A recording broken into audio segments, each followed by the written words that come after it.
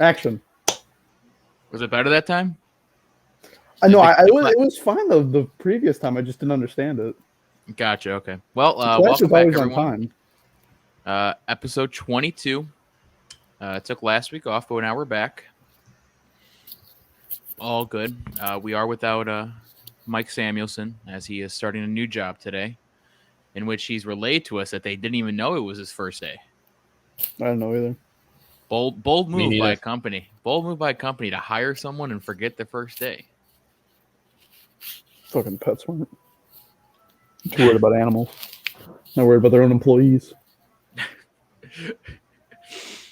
So what we've been up to? What's everyone been up to for the last? I'm getting myself prepared for the Batman movie. That's what I've been doing. Okay. How are you preparing yourself? Have you just been sitting for 3 hours straight at a time? No, I made my own bat cave. Oh, it looks like I know that's not an ATV behind you, but like the way that it's it's my workout machine. I have a workout machine. It looks like it looks like an ATV. Like the handlebars are there. It definitely does. Like just from where? Oh, what is? Oh, he's getting on the ATV. He is.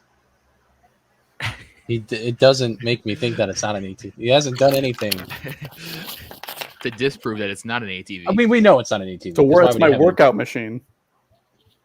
Respect. I have my own work. It's in my basement.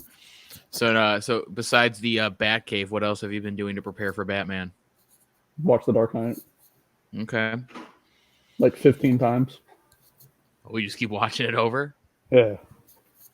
Do you watch the other two movies of the trilogy? Do you watch the other two movies of the trilogy, or you just watch The Dark Knight? Just The Dark Knight. Okay. I don't need to watch the other two. Ian, what have you been up to? Oh, and Jim Carrey's Riddler. I mean, you get ready for the Riddler, obviously. Mm-hmm. Yep. It's because Batman Returns. Was that what it's called, right? Batman and Robin, I believe. No, that's Batman Forever. Batman Forever. Forever. Okay. Batman Forever. Yeah. A cult classic, some may say. Well, obviously, last two. Checking. Let me use your calendar on the floor. No, I have a desk calendar. Oh, okay. Giant calendar. Okay. Is there a bug? No.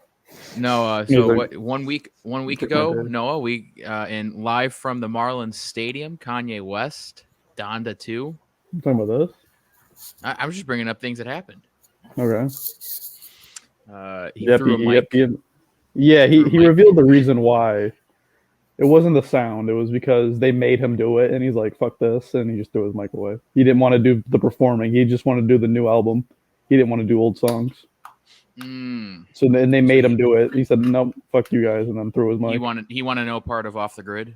He wanted no part of his old Donda songs. No. He just wanted to do the listening event. Okay. I guess they had other plans, but it's Kanye West. He does whatever he wants. Now, wouldn't you say that he would have control over that? You think, but he did have control. Well, yeah.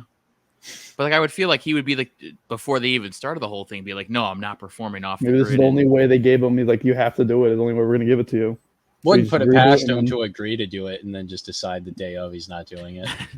That's also true. Like, you know what? Never mind. He does whatever he wants.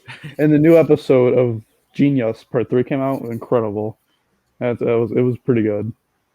I still have not watched the whole thing. Is it all out now? It's all out, yeah. Mm-hmm. Okay. Yeah. Not the last episode. It's more present day.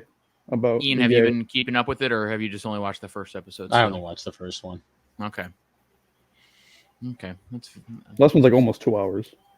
Jesus. Pretty long one. Mm-hmm. See, as much as I vicariously lived through Noah's Kanye fandom, sitting down for 2 hours to watch a show about Kanye West versus just hearing Noah tell me about how it went is, I don't know if you want to hear that from me on this. It's gonna take. I'll talk for hours. Wait, I listened. We listened to his interview together. We did the one with the whole thing. It was like the drinking. I forgot what it was called. Yeah, but he was like drinking the whole time. Yeah. No. Yeah. All right. Well. Whatever it takes to not have to that's like. I don't listen to his music, but that's how much I despise the 2K commentary. I'd rather listen to Noah tell me about Kanye. You want to listen to Kevin Harlan and the other dudes? I mean, they actually have a really good cast for it. It's just very repetitive. It's better than the other games. It is. Madden's is like it's like fucking chalk on a chalkboard. Ian, what have you been up to? I am me, so I've been watching movies. Okay, I've seen you've rewatched and keep rewatching. Come on. It's my favorite. I only have seen it twice. But you've only seen it twice. I feel like you've seen it more. I feel like I've seen you post about it more. I mean, I don't know. I watched Drive My Car today. Oh, how was that? It doesn't need to be as long as it is, in my opinion. Okay. Because it's one of those things where, like, it's half an hour of movie, and then they're like, now the movie's starting. Okay. And I think and then the things that happen in the first half hour have ramifications for, like, the rest of it. And I think if that beginning part, without telling you anything that happens, if that beginning don't do that. Yeah, don't do that. For Mike, not you. We know you're not going to watch it. Don't do that. Don't ruin it for me, please. But, like, that first half hour, I think if all of that stuff was left ambiguous, then it would have been a little more interesting as things get revealed later. But okay, I don't know, because I'm here and not in Hollywood, so I don't know how any of that works. Now, would you say it's Best Picture worthy? Well, me and my my pal Nate were talking on Instagram today, how we always do whenever he sees. You want his number? He can give it to me if he wants to. That's okay. I can't take. Okay. I can't take other. You guys going on Instagram for this? I'm professional. We keep it professional. If he wants to text me, the phone number is a personal thing. We don't mess with that. But he asked me the same question, and I said that I don't follow the buzz and the hype and the odds like you guys do. It's not really my jam. But like as a movie, I think it's like in my top 3 of the year. I really liked it. So. And none of it is in English, correct? Nope. Okay. Well, I mean, there's a few sentences, and it's like 3 hours, correct? Like 254, I think. Yeah. So it's basically like sitting down to watch the Batman, but none of it's in English, and it's not the Batman. No disrespect to Drive My Car, but and I have no inside information, obviously, but like I have a hunch that the Batman's probably more entertaining anyway. There's just more action going on than Drive My Car. I would assume. I'm gonna guess, just a different type of movie, but so I sent it to you guys, and I mean, obviously we're recording this on Wednesday night, and we've not seen the Batman, but based on the Metacritic scores that were out, it ranked it below all of the Dark Knight trilogy, except for Batman Begins, which it was better, and then it was rated better than No Way Home. So, well, I mean, No Way Home's a fan service movie. We can agree on that. I was about to say, like, No Way Home's not that good. It's for fan service. No. Yeah. So you have a good time on that movie. You have a good time. Yeah. But no, the Batman's a darker. It's supposed to be a darker like horror film. So like no, and from what I've been told from the people that have seen it is that like it's literally. Who do you know that have seen it? People on the internet, not actually. Okay, so you're just on Twitter. All right, I was just okay, cool. Continue. But no, like they actually say like it's literally dark. Like it's hard to see at times. Like it's Batman. Of course. Yeah, it's Batman. He's supposed to be lurking in the shadows. It's creature of the night.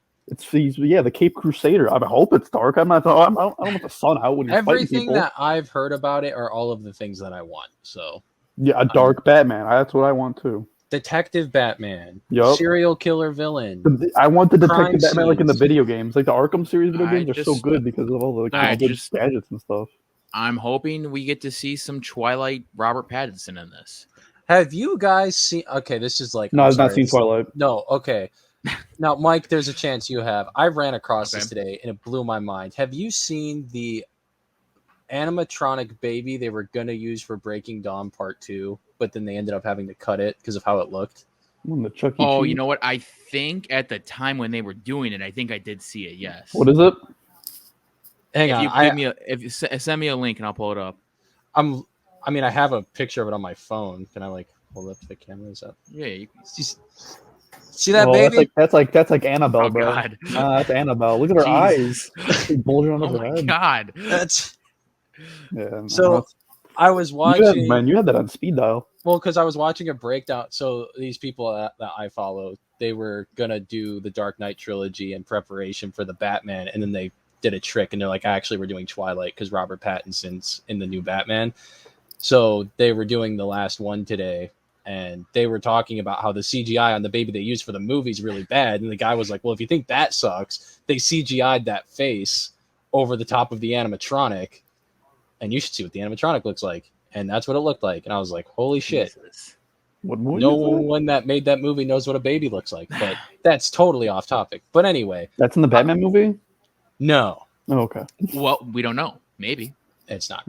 No, but also I'm just really the one thing that if they could pull this off, if Matt Reeves could pull this off for the new Batman movie, I rewatched the 66 theatrical movie a couple weeks ago. I think like a week ago now.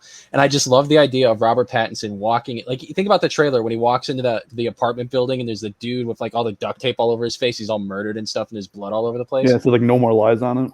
Right. I would love if he walks in there, right? And he's looking at the crime scene and he's like, all right, I really need to do some like detective shit. And he just grabs out this big ass camera with a big ass bat on it. And it's just labeled Bat Camera. And it's just big Bat Cam. Bat Cam. Because everything in the Adam West show is like labeled and ridiculous. It has a bat on it. That's like the Batman and Robin where he had the bat card. Like I'm the telling you, card. give me like that'd be funny as hell. Just like also, I like for the Batman, it's his second year. It's not like an origin story. We've seen enough origin stories. I like that too. We don't need to see his parents getting killed like every other movie. No pearls. No pearls falling in the floor. We're good with that. I've seen it enough times to know what happens. Mm-hmm. So it's really cool though that I'm really happy that they're already talking about making another one, and everyone's like, "This is really good." So I'm excited for the villains. That's what makes Batman movies great, are the villains. And it sounds like it's what I like that it feels like it's going to be different. Mm-hmm. Because if they would have tried to do the Dark Knight again, it wouldn't have worked. No one would have liked it. But since everyone's saying it's good, it sounds like it's going to be its own thing, which is exciting, I think. And they're doing the spin-off show too. Yo, Penguin? Yeah. Mm-hmm. That's cool. All right. Well, I suppose we can dive into sports. Into what? Into sports. You know, the thing that we're here for. Oh, no, I got to go. Okay, gotcha. I'm leaving. Sorry, guys. I'd be remiss if I didn't. I had to shout it out because I sent it to you guys. My college made Sports Center top 10. Yeah, that boy got cool dunk. Who got dunked? Did somebody get dunked on that one? Yeah, he got all the way back too. Yeah, that's bad for that too. Is that Tobias Harris? I just saw Tobias Harris, number 12, Harris.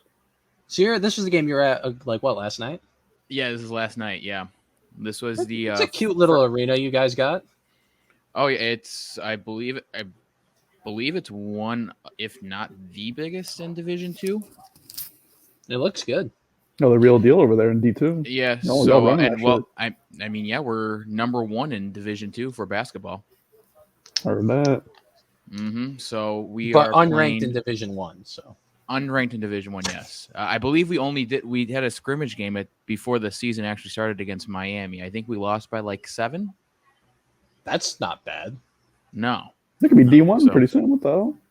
I know. They classify bitches. So yeah, when this comes out, so this comes out tomorrow. They'll be playing in the second round of the conference tournament. Oh, March Madness? Nope. Conference, not March Madness. I know. Not March Madness. Also, they don't qualify. I know. No, D2 you don't know. D2 March Madness. Yeah, is that a thing? I assume there's a national tournament that no one really cares about unless you go there or your son plays for the team. Yeah, pretty accurate. But yeah, they're playing for perfection still. They're the only school D2 or under that's still undefeated in men's basketball. There's a D1 team that's undefeated?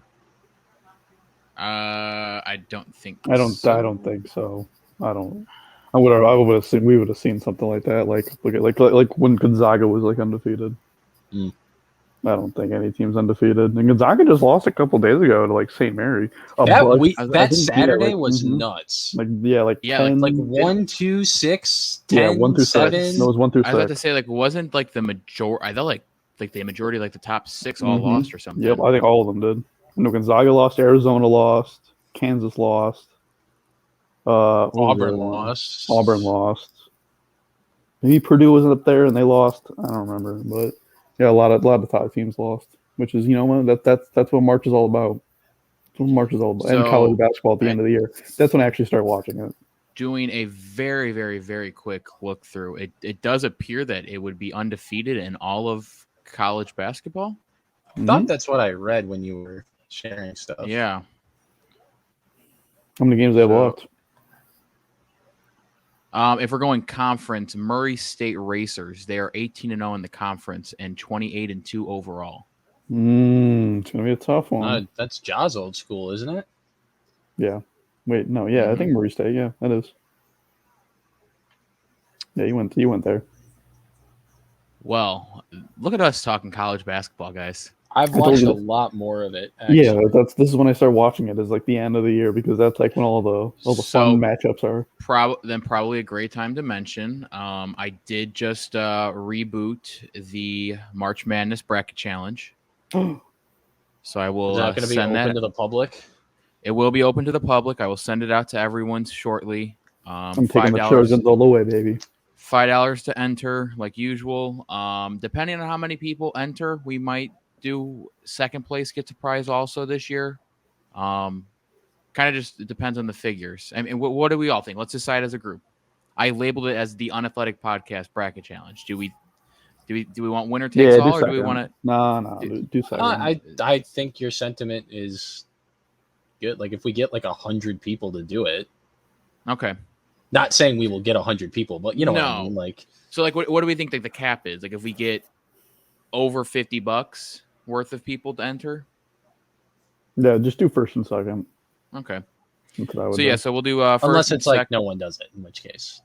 Okay, yeah. That's what I'm saying. Like I think like we gotta have like a floor that we had to reach, and if we reach that floor, then we can divvy up. Like over 30 people split it or something? Then if it's under 30? Yeah, it's not, we'll figure it out. So we'll do something. But yeah, $5 to enter. Gonzaga feels like a fraudulent team to me. That's just me. Ian, what's the dude that blocked Matt on Twitter? The college hoops guy. What? Rothstein? No. John Rothstein or whatever? Yeah. What's up with him? He's the college hoops guy, right? Yeah, for the Athletic, I'm pretty sure. So yeah, he was on a podcast I was listening to, and he was pretty much just like, yeah, this is probably the most like unpredictable March Madness we've seen in years. He's like, many March Madness is pretty unpredictable. UCLA the Final Four. There's not like a clear-cut favorite. Correct. Though. He's like, yeah, there's no one that's like you can go unanimously be like, this is probably going to be the team. Odds. I'm guessing what was number one? Probably like Arizona. They're like at the 2 seed. I like to call Gonzaga. I got it. It's Gonzaga. Gonzaga's the heavy favorite, and then goes Arizona, Kentucky, Baylor, Duke, Auburn, Kansas, Purdue, Villanova. Hey, watch out for Duke. It's Coach K's last year. UCLA at 28-1. That's not UCLA's up there. I like that. I got a soft spot for UCLA. You're literally a fan of their arch rivals. They won me a lot of money last year, and they got a guy named Tiger and Johnny Juzang. I know them. There you go. Our UCLA basketball insider. I know them from last year. Unathletic Podcast. Guys, I'm proud of us right now. We're doing real good on this college basketball stuff. We're doing well. Wisconsin won the Big Ten last night. Big Cat was all over the place. Yes, he was. He was king of the castle, so that was funny. So that tournament, I think, starts this probably Friday. And through the weekend, I would assume. Yeah, I'm looking up right Thursday now. or Friday. Probably Friday. Like a Friday, Saturday, Sunday situation. USC's 95-1. Because the conference tournaments are this weekend. That I know for sure. Let's see. Hey, Cody's college. Drake, they're 5,000-1. They have a chance to make the tournament. Yeah. They're 500-1. 500-1. Yeah, Ian, a lot of them are this weekend and next weekend. So there you have it. Yeah, Where's TJC on here? Big 12 is next weekend. Hey, I don't know if you know this, but we won the conference, Noah. So do we get in? Not to that tournament, but a different tournament, but not that one. Okay. Ian, Big 10 tournament is the 9th through the 13th. There it is. What's Illinois' odds? Well, they're up there. They gotta be. I don't see them. They're definitely up there. They got Kofi. Yeah. What's his last name? I don't want to say it wrong. Coburn. That's not how Noah was going to say it. Yeah. Cockburn. Yeah, because he was going to say it the wrong way. Cockburn. It is the 20th ranked. But like that's how it looks like that. Like for somebody who doesn't know how to pronounce their name, they're gonna say it like that. Duh. And Ian, they've had a slew of injuries this year, right? Illinois. I think so. What are they gonna do without IO? Well, that's what I'm saying. What are they gonna do without the rookie of the year? All rookie second team. Okay, that's respectable. You heard it here first. Put that in ink. Well, okay. Cade's gonna get in first. I mean, your first team's gonna be like Mobley, Cade, Barnes, Giddey probably. Giddey, yeah. Josh Giddey's been pretty damn good. So we are without our number one expert of the NBA field, but we can cover what we can. I'm just on ESPN right now. LeBron quoted saying, "Until I'm 12 feet under, I still got a shot." Whoa, what? He said something like, rip my head off, bury me 12 feet in the ground. What did he say? Whoa, hold on here. Let me pull up the article. LeBron's saying stuff again. Oh gosh, what did he say? He won't give up on Lakers season until you bury me 12 feet under. Then I got to pull up the standings. I'm gonna tell you right now, Ian. They don't have a chance. Pull up the standings. They're closer to the out of the play-in tournament than they are to get out of it, like to get in the playoffs. I think if you look, I'm looking at there are some teams in like the 5 through 8 range. Mm-hmm.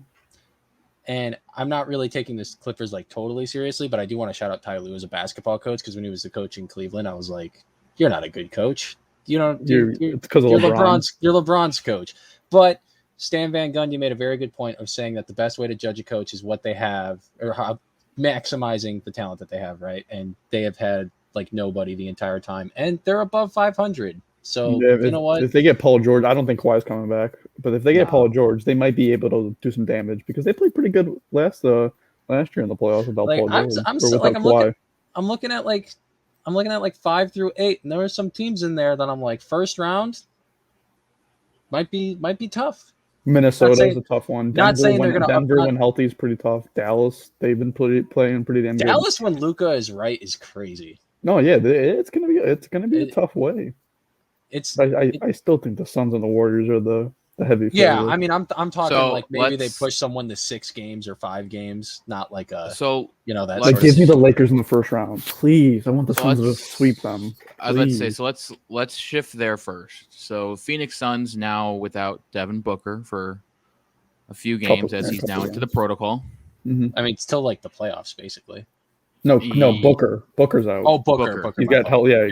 Chris Paul, no, Booker's in protocol. Chris Paul's out for pretty much the regular season. I wouldn't be surprised if he comes back maybe a couple games just to get his feet ready. But yeah, for most of the regular season, he's gone.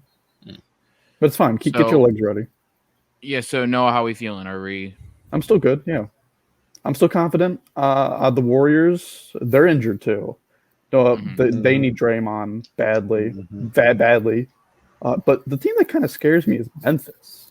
Now that's the team I'm a little bit worried about. Memphis is good. They've been making noise. They can. The Suns just got to go 500 basketball, and we get the first seed. But if we show in a little bit of skid, we lost 2 in a row. But they played pretty good against the Jazz. There was a whole collapse at the end, but I'm proud of my team and what they did.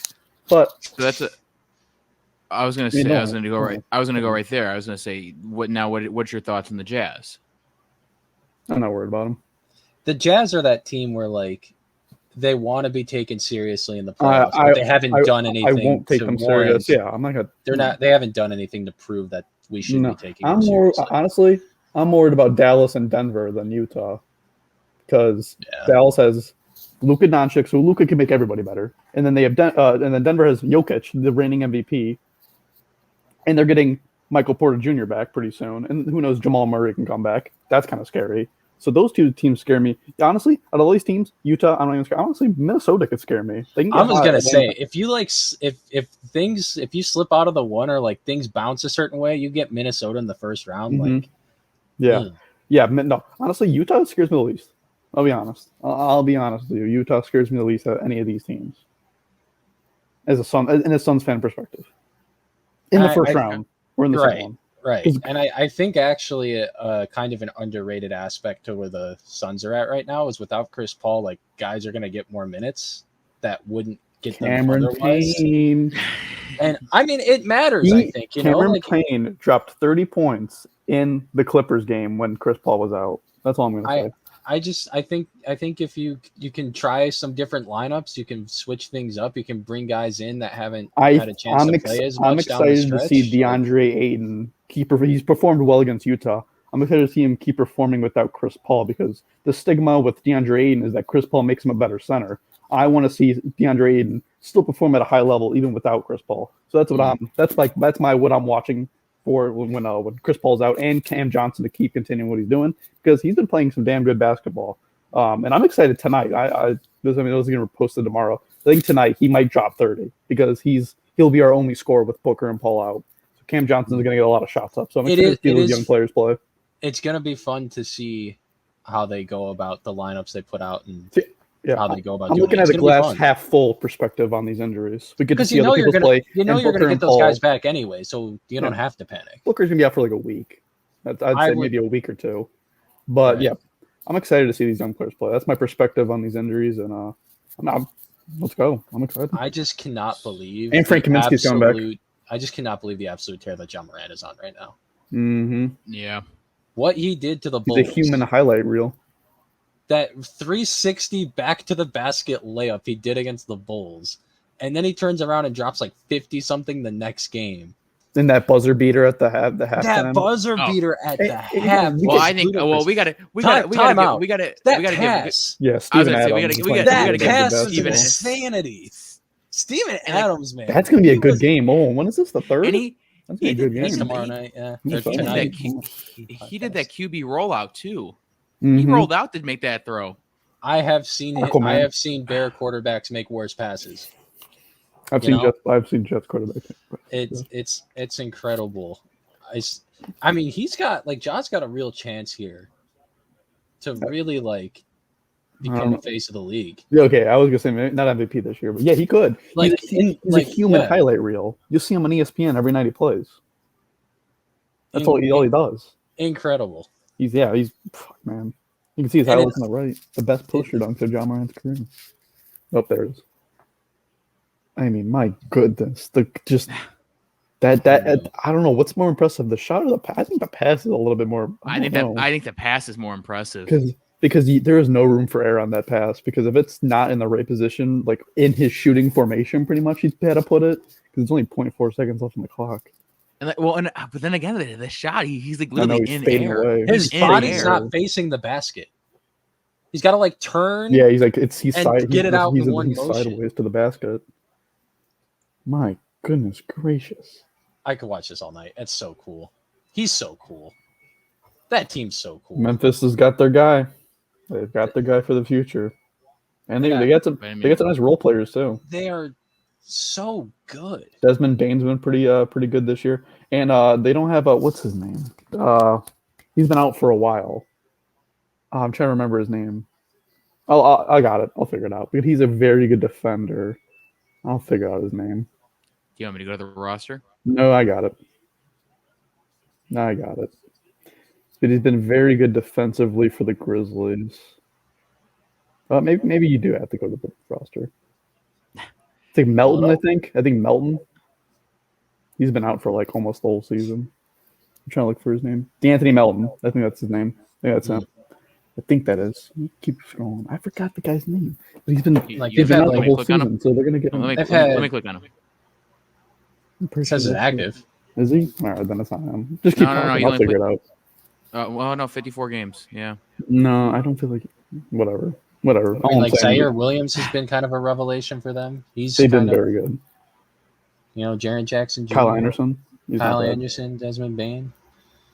Here you go. Is it no? Are you talking about Dylan Brooks?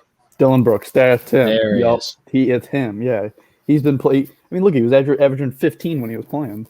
Yeah, 18.4. He's a very good defender too, and he's not even back. I don't know when he'll get back, but if they get him back, that's another man on the bench or starting. I don't know what they'll do with him, but that's early scary. March. Oh wow, it's early March. Well, him coming back that would help them immensely, even better. And then Jaren Jackson's been playing pretty good too. They're a very good team to watch, and they're fun. Look at Felipe's Grizzlies. He's watched probably 2 games, so it's not. Well, it's funny because he did it as a joke for so long, and now it's like cool, and he's not even participating. He's not even. We can't. No one can call him a bandwagon. Nobody can do that. No one's allowed to do that. So let's shift up to the Eastern Conference. Bulls obviously still in the hunt, but obviously everyone's hurt. Slowly getting back to health. But, not everyone. They're slowly getting back to health. Well, actually, everyone. They lost Caruso. He is everyone. Yeah. Ian, I think. Do you think they're? I still think they're gonna end up with the first seed here, when all is said is done. I don't. I honestly, absolutely no way. I think they might be the 6th seed. Really? There's no shot. Yes, they can't be good teams. They cannot. They literally cannot be good teams. They're like 0-8 or 0-9 against like top 3 seeds. They cannot be good teams. I wouldn't be surprised. I mean, I said they'll be the 6th seed at the beginning of the season, and they very well could be the 6th seed because it's a 3-game difference between the 6 and the 2. Well, the thing is, they are way above what everyone if they could finish like 4 through 6, and if you told me before the season they were going to finish 4 through 6 and avoid the play-in, like the goal at the beginning of the year was to make the play-in. If they can make the playoffs without getting into the play-in, like people are going to be upset because obviously you want to win, and you've seen that you are capable of beating certain teams to get you to a certain point. You got to put it all together against the better teams, but at the same time, like they are more like the Celtics and the Cavs and the Raptors than they are the Heat, the Sixers, the Bucks, the Nets. Yes. So I am not. I think the Sixers will be the 1 seed in my opinion. I'm not surprised by their lack of success against good teams, and honestly, a few of those games have been like that Grizzlies game was really close. That came down to the end. They've had games that have been close and they haven't been able to pull them out, but it's tough. The thing about it is that, like Miami, for example, they're so deep, and everyone on Miami, they remind me a lot of the Suns. I feel like they're the same. I feel like they're the same team. They're like the Heat are so deep, and then the other teams in the East that are really good, that are title contenders, have like the top 5% talent in the league. Like the Bucks have Giannis, the Sixers have the best pick and roll probably of all time now, and you got the Nets got Kyrie, and they're getting KD back. They're getting KD against the back. Heat. So, like, I think the Bulls at full strength, if they're at full strength, I think they could get past the first round when the playoffs start, depending on who they get paired with. But they don't have the luxury of having their 2 best wing defenders be out. Because, like, as good as Ayo Dosunmu has been, like, you can't expect a second-round rookie to guard the other team's best offensive option every night. It's just not – you're going to have nights like Ja had where he put 45 points on his forehead. Like, it's just going to happen. So, there's nothing – about what's going on with the Bulls right now that is frustrating me at all. I think they're hanging on for dear life, and in the offseason they just have to find a way to become, they gotta fill out the back end a lot better, because the bench hasn't been as good as it could have been. But when you get hurt, the people that were on the bench have to go in the starting lineup, so you're going to lose that. Well, right, and then you lose, right. So it's not like it's anyone's fault. And again, if you told me before the year that on March 2nd, the Bulls would be in 2nd place in the Eastern Conference, I'd be like, fine. I don't care whatever. So I think Bull fans got to keep that perspective. I know that everyone gets really hungry and everyone wants to win really badly because, big market and all that stuff, but you got to keep things in perspective. I definitely see, I don't know, the 76ers, man, regular season wise, I don't know if they're going to be stopped. I think they might make the finals. If healthy, which I'm going in the mindset that everyone's going to be healthy, I think they'll make the finals. Like, Harden has not had very good playoff moments in his career, and I think he was hurt when the Bucks played the Nets. He got hurt right away in the first game, so he wasn't really a participant, and Embiid is like never around. So he always gets hurt. Yeah. Assuming, but they got Maxey going. And he's become he's surpassed Tobias Harris now. I was going to say Tobias Harris has to step up, though. He got to step up. the fourth option on the 76ers is getting like $35 million. Like, and they need a little bit more bench depth because they got rid of Drummond. So I feel like I saw they were trying to go after DeAndre Jordan. Right. I think getting DeAndre Jordan would help a lot, because when Embiid needs his, like, I don't know, he's going to get probably 42 minutes of game time in the playoffs, 43. So that extra couple minutes, you're going to need Jordan or somebody out there, because you can't have no big men out there when you're playing, I don't know, the Nets, because they got Drummond now, they got Ben Simmons, they got size. Or the Bucks of Giannis, of course. So you're going to need some size on the bench. That's what they could use. But other than that, I think Tyrese Maxey's been balling out. Tobias Harris has to step up a little bit. I understand he's going to lose, of course, some shots. And they're going to live at the free throw line. That game against the Knicks, man, was wild. They're playing the Knicks right now, and James Harden is shooting free throws. Well, I think it was like on Sunday, it was like probably midway through the fourth quarter when the graphic popped up that the team had 75 free throws and there were 48 fouls called or something like that. Like, ridiculous. Absolutely ridiculous. So Embiid had like 20-something free throws. It's going to be interesting once, obviously once the playoffs start, how everything shakes out. And if, with the Nets getting KD back, they're probably going to get out of that play-in spot. Yeah. Because they're right there. Boston is taking advantage of their schedule and have got themselves right back into the mix. Is it just me, or is Boston and Dallas the same team? Yeah, I mean, it's an interesting point because they're resurgent. Both, they've been playing a lot better lately. Like they've kind of had a resurgence, and I think it's both great defensively. It's come off the defense, right? Like both teams have figured it out, and they just feel like the same. They're two teams I would not want to face in the first round. And the guys, the people that are like, not exactly fond of the Celtics are like, well, they haven't really played anyone. They played the Sixers right after the trade happened. So we should reach back out to Brian Scalabrine. We should get him back on the podcast. You get Kendrick Perkins. He works there too. Give me a big perk. But so it'll be interesting. The Bulls got smacked by the Heat the other night. The Heat looked really good. Yeah, I was excited to watch them play because I haven't seen a lot of the Heat this year, so I was really excited to be able to watch them play. The Bucks have kind of faltered a little bit, 6-4 in their last 10. I think if you pull that back over like 20, they're around 500. So they're kind of coasting a little bit, which is interesting because they don't really have anyone out right now, as far as I know. I think they have everyone together, so they could probably be playing a little bit better right now, but still, everything changes once you get into the tournament. And I think, just a closing thought on the Bulls, if they have everyone healthy, I do like the Bulls half-court offense in a playoff scenario and their defense in a playoff scenario if everyone's healthy. So if at worst the Bulls can get 2 wins in the first round, especially if they get paired up with Milwaukee or Philadelphia or Miami, they get one of those good teams that they can steal a couple of games. Imagine they get the 2 seed in Brooklyn. Brooklyn just stays pat and doesn't move. They got to play Brooklyn in the first round. That's dumb luck. And you know what? It's a shame because they're not. I mean, they're not going to end up playing Brooklyn. It's going to be Toronto. The Raptors are going to cause problems for somebody. They're going to make the play. They could make the playoffs. They could, yeah. If they can get out of the, if they can, because I mean, the Nets are going to push somebody out. Yes. And I don't know. I think Cleveland will be in the play-in. I love Cleveland. They're fun to watch. They got to come down to earth at some point. I was going to say, do we think Cleveland's going to falter down?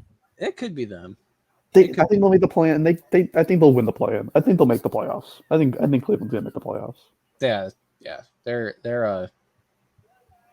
They got some. I could see a Cleveland-Toronto play-in game. That would be pretty fun. I'm not gonna lie. That'd be a hell of a playing game. That would be a great playing game. I'd be excited for that. And Charlotte's been falling off the face of the earth.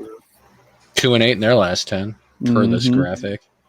Yeah, that is correct. I can't believe that Spike Lee is still going to the Knicks games. I can't believe there's still people going to Knicks games, let alone Spike Lee. He was courtside on Sunday. I was like, wow, you're really still going to these terrible. things. They're like fucking well, I remember when Thibodeau got the job and the people and a lot of Knicks fans were really excited. And, I follow the Knicks closely just because I'm so fascinated by them and their fans.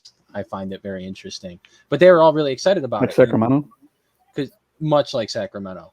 And the difference is people in New York have like expectations for the Knicks and then they get mad and it's funny. But anyway, Thibodeau got the job, everyone was really excited. And a lot of the Bulls people that I follow were like, yeah, you'll love him for like a year, maybe 2. And then the novelty wears off very quickly. And if you look at the minutes distribution for them, like Taj Gibson, man, is putting in work. He's getting like 25. Like he's playing a lot. The old veterans on the vets on the Knicks are playing. They're putting in minutes. When Derrick Rose played, he put in hell minutes. And then you look at some of their younger guys not playing nearly as much. Obi Toppin should be playing way more than Taj Gibson is playing. Like Taj Gibson should not be playing this much. What year is it? So especially now that they're like not really in it anymore. And then they said Kemba Walker for the rest of the year. There's some, and then just look at like you got RJ Barrett playing 33 minutes a night, like on average. Julius Randle, like I'm saying, man, Tibbs works them, and people are starting to get a little antsy about that. So I can't imagine he'll be there too much longer. Well, speaking of former Bulls coaches, Jim Boylan in the news. He's excited to be back with Team USA. How did he get that job? You sent the link. I didn't read the article. I didn't read it. I didn't read it either. I don't want to read anything about Jim Boylan. I survived that shit. It was painful. You got your T-shirt? No, I might. I survived Jim Boylan era. I really should. Now that the Bulls are good again, and everyone's like, everyone's kind of back on the bandwagon. I should have a little keepsake. But no, it's interesting times in the league though. Surprised the Lakers are still kind of. I mean, they're just bad. There's literally no other way to put it. They're just not good. And apparently, I'm sorry. Go ahead. Jim Boylan. What's more important, man? No, I was skimming through the article fast. He's coaching Team USA, that is trying to win enough games to qualify for the World Cup. He has a roster full of G Leaguers instead of NBA All Stars. Oh, perfect. He'll be fine. And the games are spaced months apart. So that's good for the players. They probably won't have to see him that much. He's coaching the Bulls again. A bunch of G League players. I mean, basically. Okay, so he's just back to his old stomping grounds. Okay, yeah, but the Lakers. It was basically a G League team when he was coaching. I was gonna say that's what I'm saying. Yeah. But no, Lakers suck. Russell Westbrook's. I don't know. Did you guys like how LeBron was like? All that stuff I said at All-Star Weekend, I never said. You guys are making it a bigger story than it was. So he just kind of like... No, I don't keep up on the LeBron news. I was about to say, I know we talked about it off air, but I mean, like, that Lakers team, oof. And the guy that knows all about it isn't even here to... No, I know all about it. They got a bunch of old people. Like, why is Trevor Ariza starting? Well, and Noah, you brought it up, and it's fun. Dwight Howard starting. DeMarcus Cousins. Well, no, they signed DeMarcus Cousins instead of signing like some youth guy, some young dude. Didn't they have DeMarcus? They had DeAndre Jordan. Is that who I'm thinking of? Who they just DeMarcus cut? Cousins is on the Nuggets. Who they just no? Didn't they just cut someone? Drummond was on the Sixers. Their big men were Dwight Howard and DeAndre Jordan. That's their two big men. Who they just cut someone. DeAndre Jordan. The rumor is he's going to go to the Nets. Oh, or the Sixers. I mean, that's what I was just talking about earlier. Okay, so then yeah. Yeah. Okay, so then, it was Drummond. Yeah, there you go. DeAndre Jordan. DeAndre Jordan. Yeah, Jordan. Yeah. But yeah, so they go after. But yeah, they go after guys like Jordan instead of going for younger players. And like you said, I mean, they're all it's an old team. It's because LeBron wanted to play with his friends. That's what he wanted to do. And this is what he's going to get. If I may, I was listening to some other podcasts, and one of the people that does the podcast, Ryan Russillo, did an anecdote about how that when LeBron was on the Heat, they were one. So they had like one open roster spot left. So instead of the max 15, they only had 14. And he went like irate and like went to Pat Riley and was like, hey guys, we got to fill the roster spot and all that stuff. And he freaked out about the fact that they didn't fill it. And people in the beat and everything were like, why is he freaking out about the fact that there's only one roster spot? That guy's never going to see the floor anyway. What's the point? And people close to LeBron were like, his style is to constantly keep pressure on the front office at all times, just to let everyone know that at some point, like, hey, you need to make sure we do this the right way and everyone's mind's on winning, because if not, then I'm going to leave. And he freaks out about really weird things just to like put pressure on people. So apparently that's why he was like, yeah, I'll go back to Cleveland. Door's not shut on that. And so then he can't. The whole tactic. So then he can't. So then he comes out this week and he's like, all that stuff was like blown out of proportion. Like, I never said I actually want to. I'll go play with my son wherever he goes. I didn't do any of that. Like, that's not what I did. And he didn't say that he didn't say it, but he was like, you guys are taking it and you're making it a bigger deal than it is and all that stuff. And apparently, rumor has it that Miss Jeannie Buss was not happy with him saying all that shit when he's under contract for one more year, and she got pissed. But I don't know that they trade LeBron, I don't know that. I don't know that. All right, so hold on. What's the value for a LeBron James now? Your franchise. I don't know. Like, it's LeBron. He's still playing at a high level. If the Lakers just like are healthy Brady, and in the play-in, he can take them relatively far. Like, he can get them out of the play-in and like competitive in the first round. I'd want like your first rounders for the next decade for LeBron. Because you don't just get the basketball player. You get everything else that comes with it. Which is why when Bronny James, who is currently a junior in high school that averages like 8 points a game and is the fourth best player on his high school team, gets picked at the late first round by a team that... Think about the Thunder, right? Hypothetically, right? Josh Giddey, Bronny, LeBron. Oh, yeah, I'm thinking. Well, like, think about it. Like, they have all those future ones, right? Mm-hmm. So if they have, like, the Nets or whatever, like, I can't even remember who they made trades with, but, like, if they have, like, some really good teams first round pick, right? Like if they have the Suns like 30th pick in the draft in 2 years and they're sitting there and they're like, all right, Bronny's like not a first round talent, but this isn't even our pick anyway. So what if we just use it on him even though he's not worth it, but we get LeBron? No, exactly. That's what they're going to do. You never know. Yeah. So they're going to Bronny and LeBron in Utah? LeBron ain't dumb. He knows what he's doing. I have more LeBron conspiracy theories. Oh no, I was gonna say, bro. I have these locked and loaded. I'm ready. So what? LeBron's got one more year on his deal. I'm pretty sure. Don't quote me on that. He won't get traded, but he'll walk away. Well, no, I was gonna say. So what? His next deal will probably be what, a 1 year deal, so that way he can enter free agency when his son is eligible for draft. Well, he's a junior. He's a junior in high school. I don't think he's going to play one freshman. He'd have to play in college for a year. Yeah. That's what I'm saying. So next he's still under contract next year. So then he hits free agency, senior, and then So then he do a 1 year deal.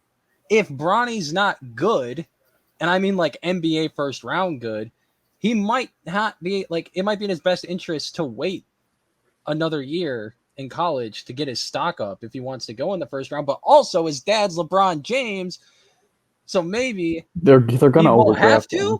But he like it's just like so the other thing is I just think what if LeBron just goes, I don't want to play with him? He like LeBron might not be physically capable of playing by the time his son is actually ready. That's also true. So there's that. True. There's also the possibility that a team will draft Bronny and then will be incapable of acquiring LeBron James because he's worth a gajillion dollars if he's under contract somewhere else. LeBron, if I don't know what he said, it doesn't. The money doesn't matter at that point. So maybe he opts out of his contract. I'm just saying it's weird, but I have. Come on, imagine you get peak LeBron at the vet minimum. I mean, the way he's playing, he might be peak at something. Like he's playing at his like offensive peak right now. You guys like dropping 30 a night. So like, what if he's like, all right, yeah, let the Bulls drafted Bronny in the second round. All right, yeah, I'll go to Chicago on the vet min. I wouldn't be surprised. Yeah, I mean, he's worth a gazillion dollars. He doesn't need the money. So two more things on this from me. I think it's really, really, really in LeBron's best interest to try to win another championship. Yeah. Because just because like all of these people are legacy awareness, and I just don't think he has enough at the moment. There is a hell of a lot of people on the internet that, don't care. But I just think if he retires now, what does he have? 4, 5? 4. 4? I think he's 4. I think he won like one. You gotta match one with LA and like 2 in Miami. Two in Miami, yeah. So you got to match Kobe at least, right? I think he's conscious of that. You got to have enough for one hand. At least, right?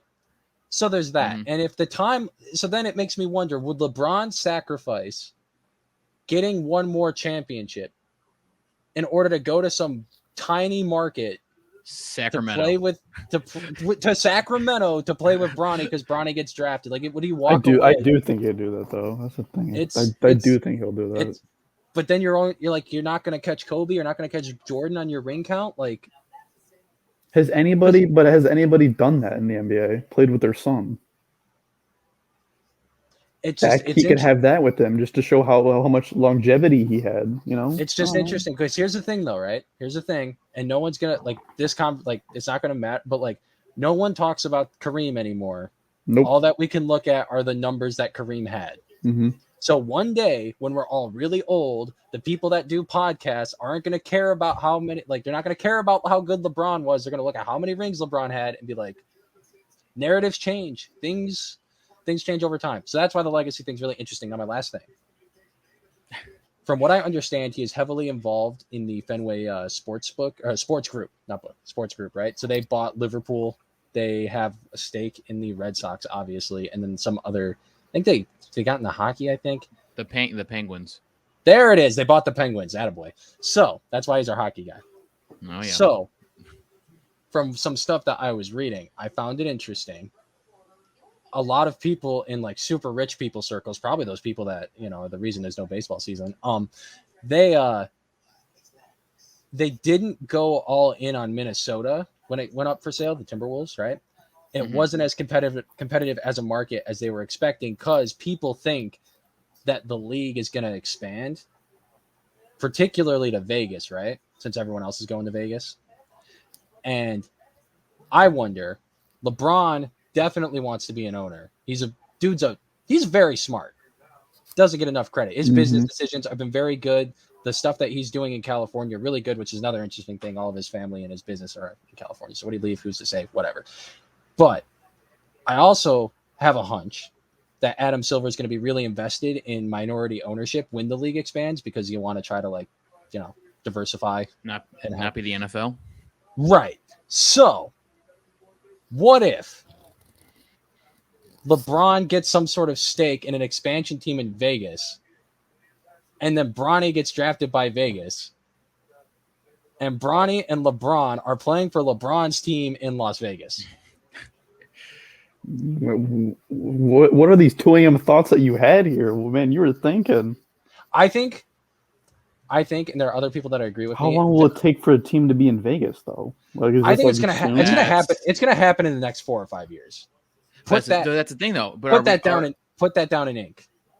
But that's what I'm saying, though. Well, he's 3 years away from draft eligibility.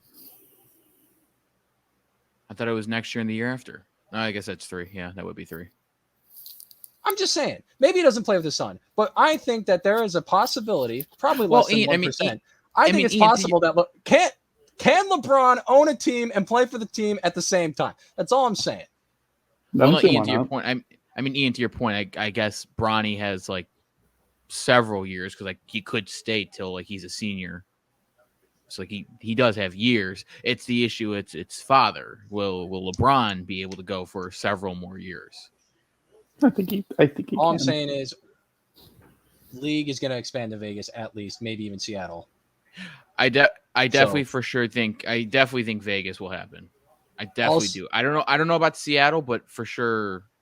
Well, if they're going to do one team, they got to do 2. You got to make it even. Yeah. Well, the people on the Ringer that I listened to, they were talking about how Seattle might not be up for an expansion team, but watch for New Orleans to move. Yeah. I don't watch Pelicans games. I'm all for it.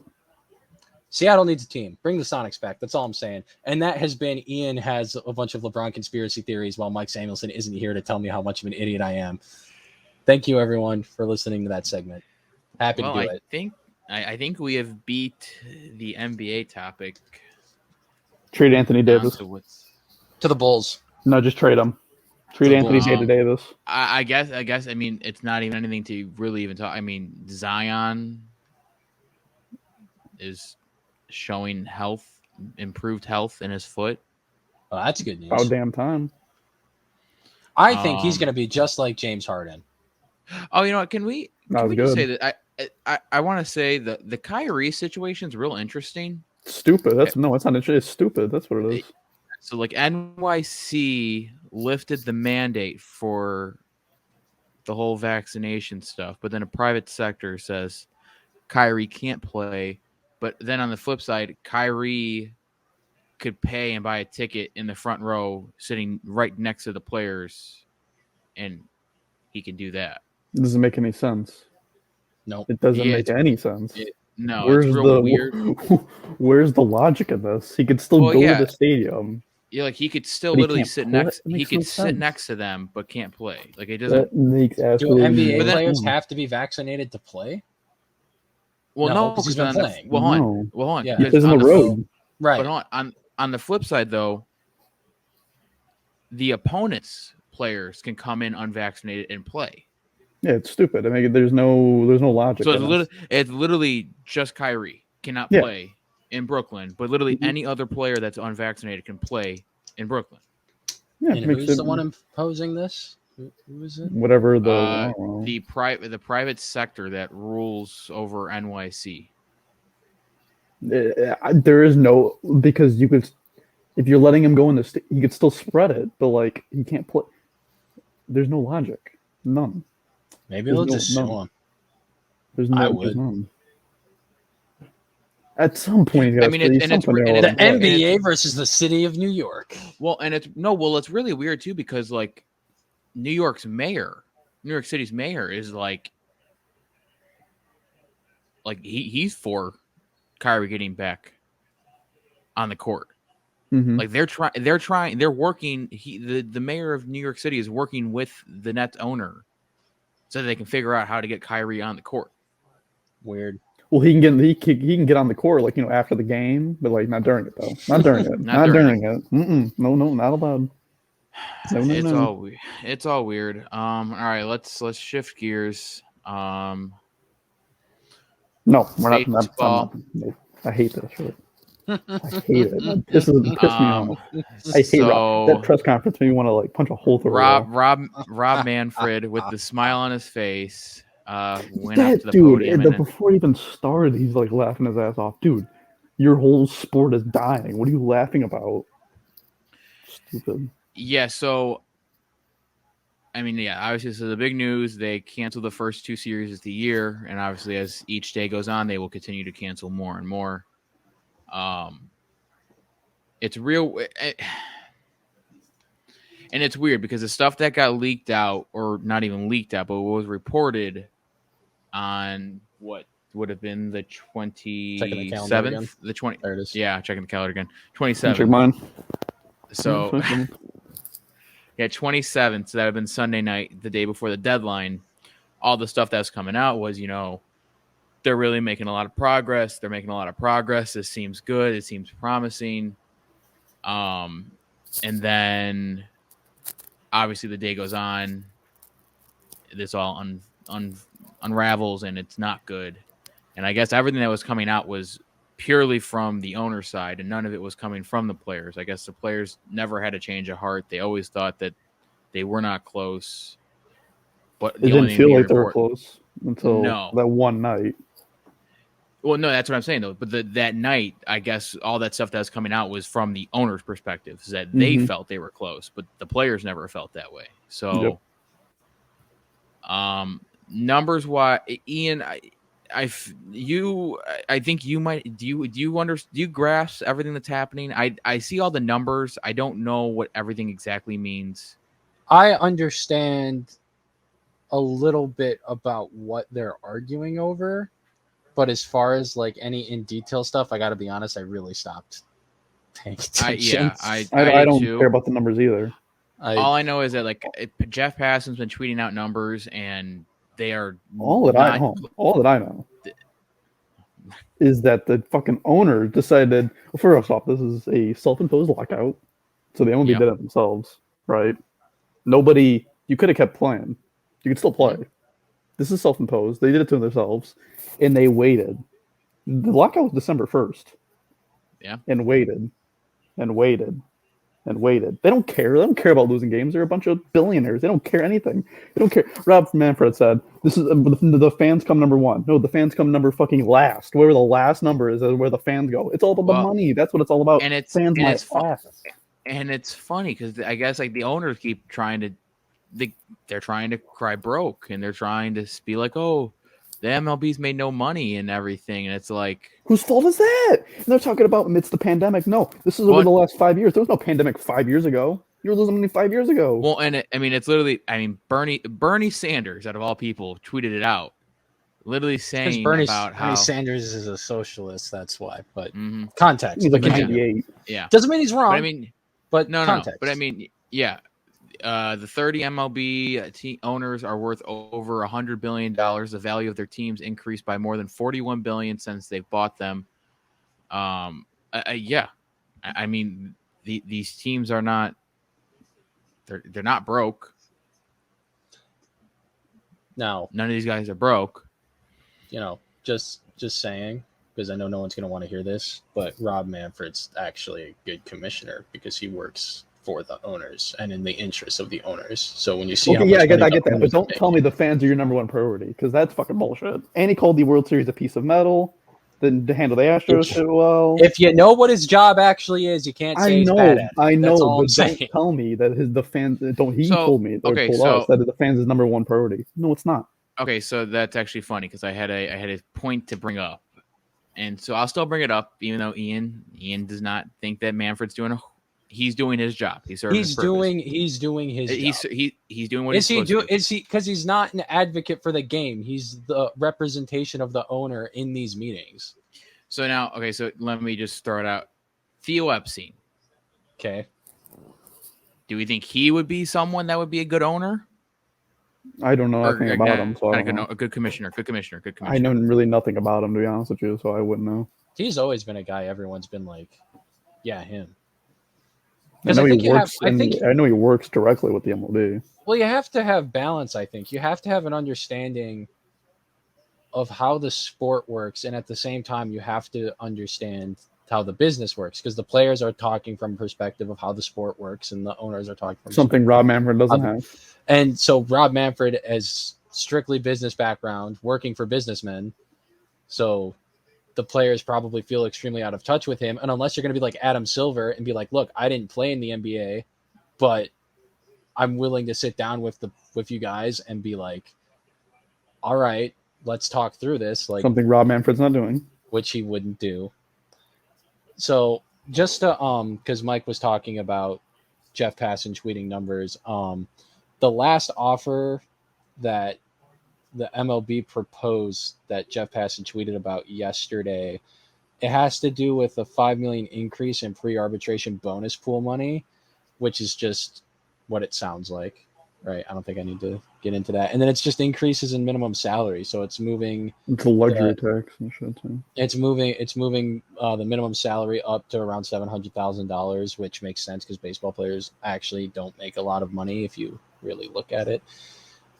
And then the threshold for the tax is what I think is the big thing, because the MLB's offer had no changes. The players want changes because they don't want to be able to cap how much money that they can make themselves, from what I understand. Inflation over the next couple of years. So, yeah.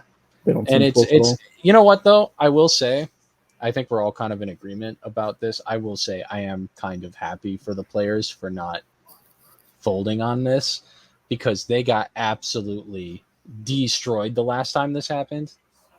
So for them to be able to kind of hold their ground and say, line in the sand, we're not moving. Do you move? I do respect that, because they're playing for the next. They're the ones that always seem to get torn apart for it. No one.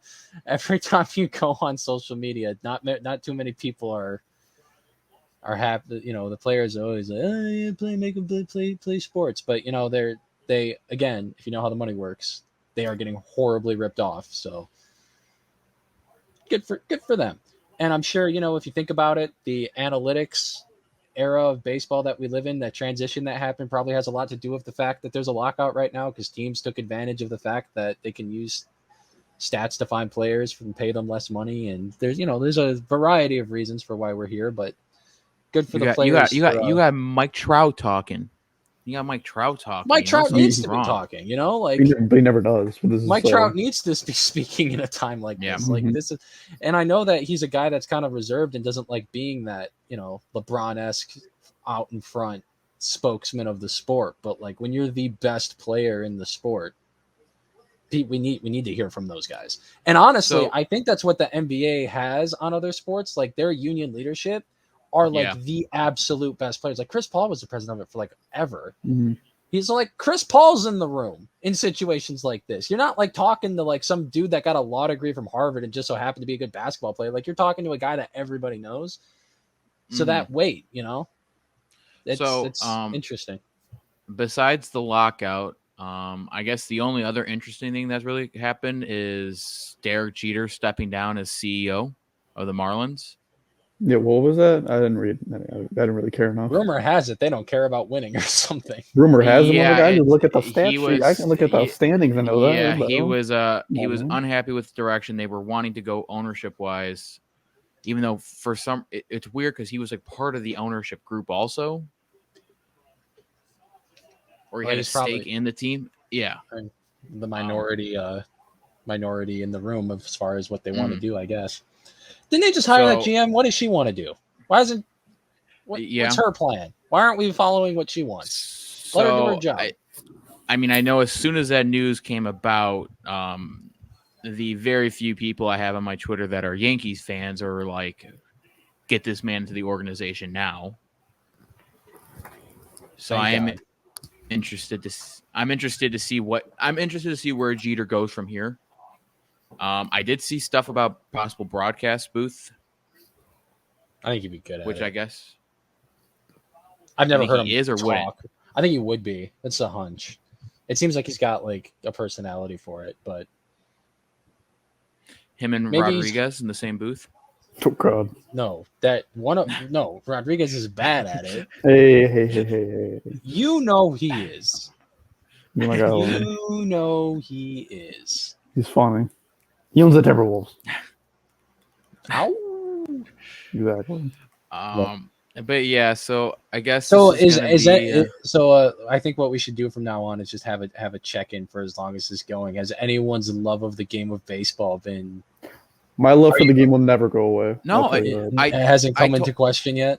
Okay. No. I literally told. I texted you guys on the night before this whole thing broke. I told you guys like I was in a Twitter space. I was like all in. I just didn't know if you feel like the rug got pulled out from you because at that time this hurts casual fans. We were like, things are happening. Things are happening. Like and then last second, don't get me wrong. I'm not happy. I don't think anyone's happy. No, it's not going to change my opinion. It just still feels like a giant long off season so far, where you just fall out of touch with it a little bit. But I'm not surprised because 2018, me and Mike were going to Sox games, and I'd be like, "Hey, just so you know, there's going to be a lockout in like 4 years." We haven't like I've been calling this for years. I got you ready. We've been talking about this.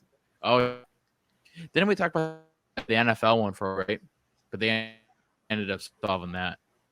Yeah, the NFL didn't block out the last time it happened. So they know how to run a franchise. They know how to run a sport. I think my Wi-Fi is like half spotty right now. That's why.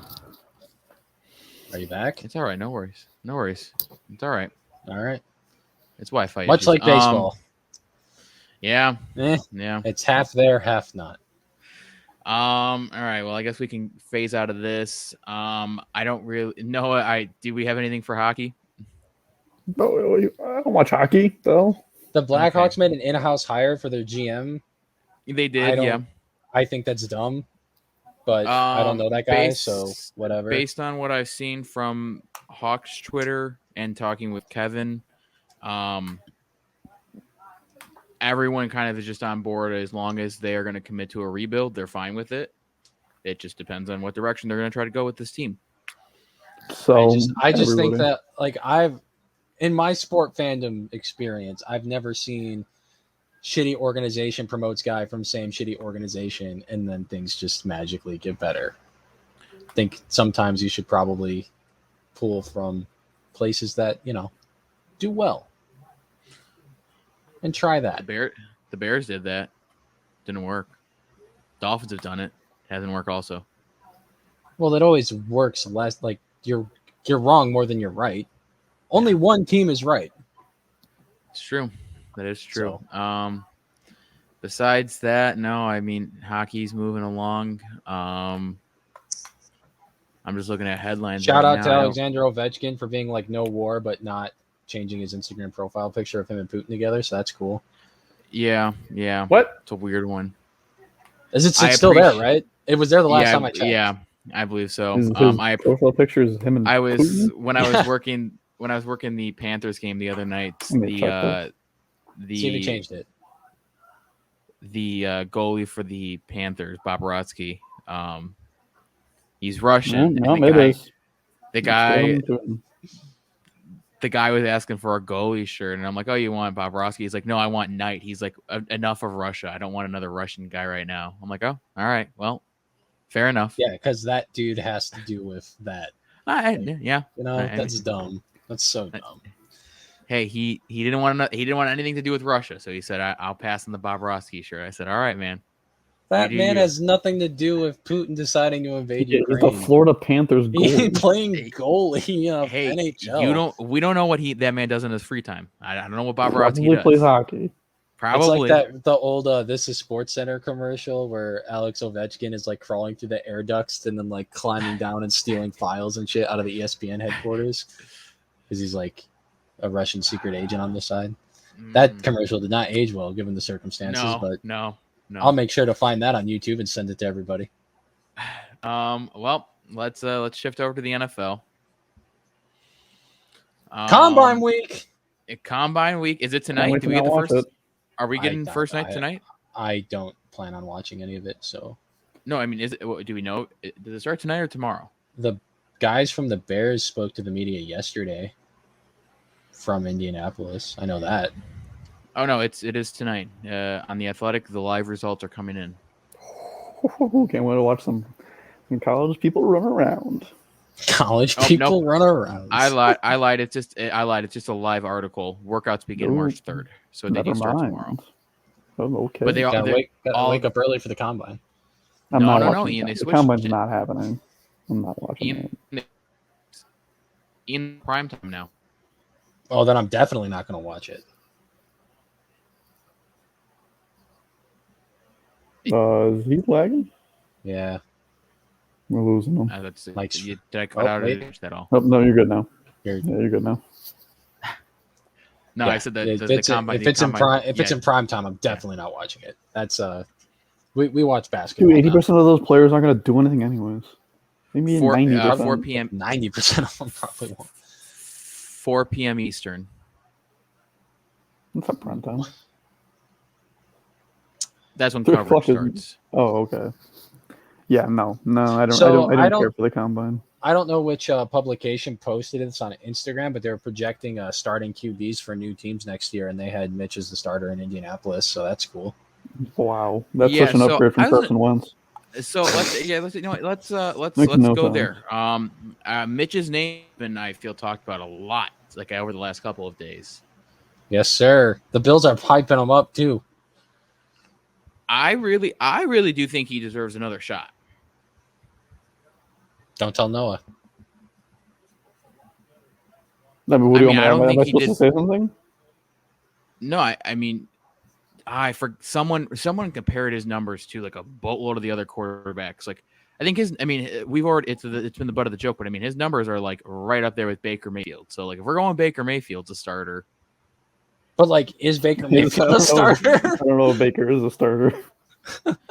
Well, no, I think Mitch should definitely be thrown into a quarterback competition somewhere. I'll let him be in a competition. Yeah, I mean, if my favorite team was like our starter is Mitchell Trubisky, I'd be like, I don't know about that. The Colts, dude, that would be the Chicago Bears all over again. No, don't do that. Do not do that. What's our thoughts on Marcus Mariota? I don't think about Marcus Mariota. I haven't seen him play in 3 years. He was really good in college. I like him in Indy. No, that's not an upgrade to Carson Wentz. If they're going to get rid of Carson Wentz, they're going to get an upgrade. They're not gonna just throw him away and then go get a backup with the Raiders. No, they ain't gonna do that. I say Jimmy G. Can run the. I think Jimmy G. Marcus Mariota can run the ball though. Also, well, good for him. They have Jonathan Taylor. Do they even? So you can run. You can run you can run a phenomenal option offense. That's not an upgrade to Carson Wentz. That's not an upgrade.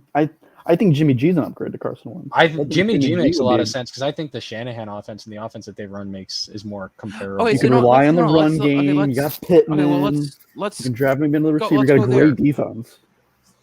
Let's go there because now there's talks that San Fran's not going to trade Jimmy G. I mean, they're going to trade him. Come on.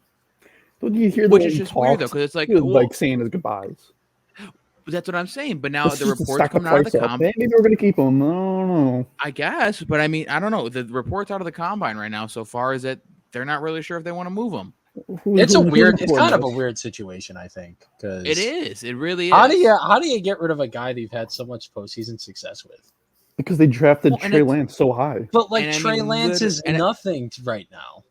They got to play him, though. You can't let him sit on the bench the whole time. Jordan Love? They seem. Oh, yeah, because he's so good. They seem like they're prepared. Jordan Love is as much of a question mark as Trey Lance is. I mean, we haven't seen Trey Lance. We've seen Jordan Love play.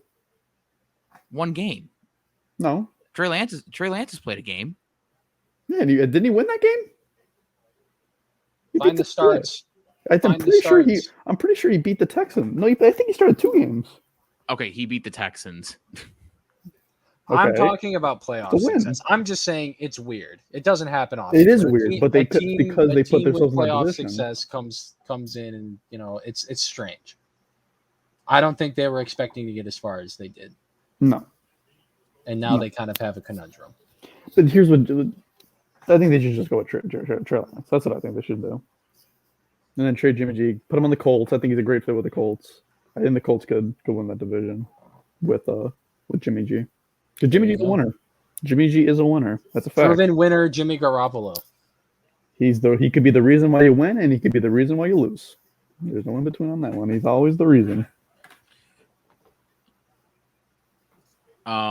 And then the interesting thing with Jimmy G is now he's having shoulder surgery on his throwing arm. Didn't he say he's gonna be fine though? So that's he should be good he's sidelined until July. No, he's good. He's got all summer. He's good. I know Dak Prescott's going to surgery. All right, all right, so let's go through the rest of the headlines here. I guess the big one we got to watch is Arizona. And that whole thing with Kyler Murray. Buddy's got extensions. Yeah, so Steve Keim, I think maybe just Cliff Kingsbury. Maybe Steve Keim also. No, I'm talking about a different thing. They're all represented by the same agent. I know the coaches for sure. Yeah, so it was a little weird situation where it's like, all right, well, if you're not going to pay my friend, I ain't going to stay either. Something like that. But now that they paid Cliff Kingsbury, I don't know, maybe something's to come with. Did anybody read that Kyler Murray thing? Because I'm not reading what he sent. I got the gist of it. Win a playoff game. What is he sending a whole essay for to get reset? I don't care. Win in the playoffs, and then I'll read his essays. His whole thing was proving year before me to the QB in the first round, and you guys only had 2 wins. Then immediately I come in. And why are they dissing Josh Rosen? Why is he dissing Josh Rosen like that? Then he's like, every year with me as the quarterback, we've gotten better. But it's just really weird because he still has 2 years on his deal. He's nowhere near even this contract being up. Why is he even doing that? I don't know. Yeah, this makes no sense.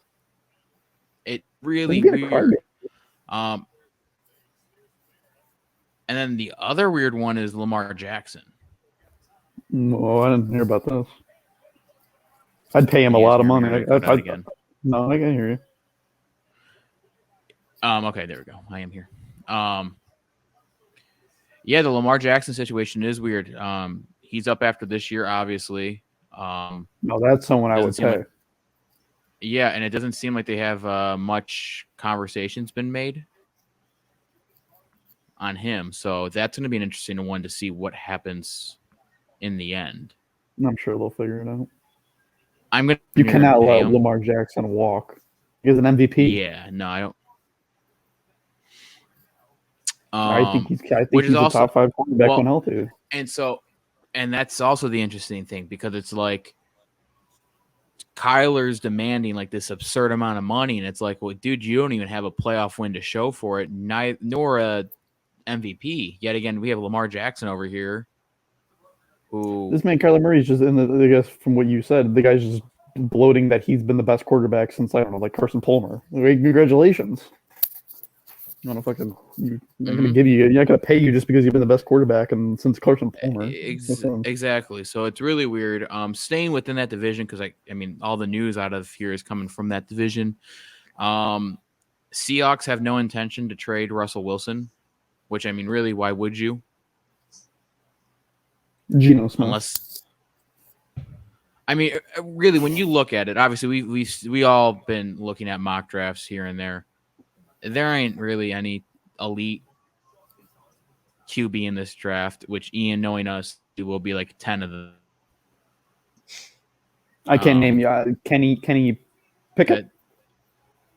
And Pickett. Malik Willis. Malik Willis. And probably me. Probably me. I think I might go to the combine. All right. See me in Indy. So I mean, like, who's out? I mean, who else is out there? Garoppolo. He's not. Oh wait, am I here? Barely. Can I be heard?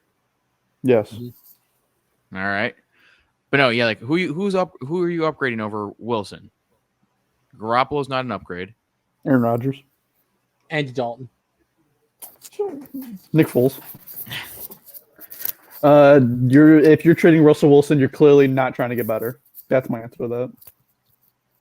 Correct. Draft capital. And I mean, I think they're coming in. You know who does got that? The Jets. But it's also weird because Seattle's got like, I think, like the 5th most cap. So like they can really make a splash and get right back into this thing. I don't know. Trading Russell Wilson makes no sense to me. That's what I'm saying. Like I don't see why they would trade Russ. It just doesn't make sense to me. No. He seems now pretty him being happy unhappy. He said he loves being there. So yeah, there's just a bunch of false news. Yeah. Well, speaking of Aaron, I think at this point it's either he stays or he retires. I don't think he's getting traded. Mm-hmm. I've said he's staying the whole time, and I'm. Yeah, I think, and I mean, they're making a lot of moves right now to clear up cap space. It seems like they're ready to put in place something for him to get a new deal.